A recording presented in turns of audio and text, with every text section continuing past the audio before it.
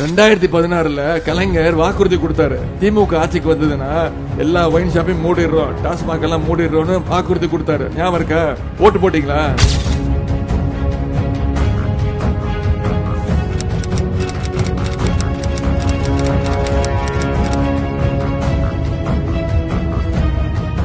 திமுக ஆட்சிக்கு வந்தால் மதுவிலக்கை அமல்படுத்துவதற்கான நடவடிக்கைகள் மேற்கொள்ளப்படும் என்று உறுதியளித்தார். அப்படியே தேர்தலில் உறுதிமொழியை கொடுத்திருக்கிறோம்.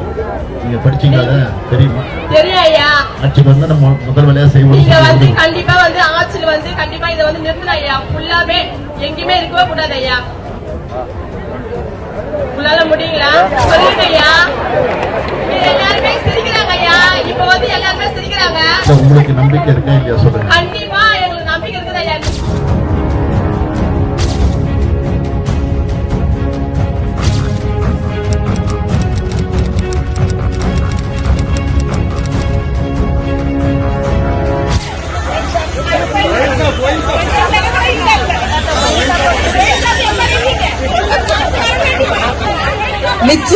நிச்சயமா நாங்க போன தேர்தல் அறிக்கையிலே அதை பத்தி தெளிவா சொல்லியிருந்தோம். நிச்சயமாக இருங்க, ஆட்சியில இருந்தா தானே பண்ண முடியும்.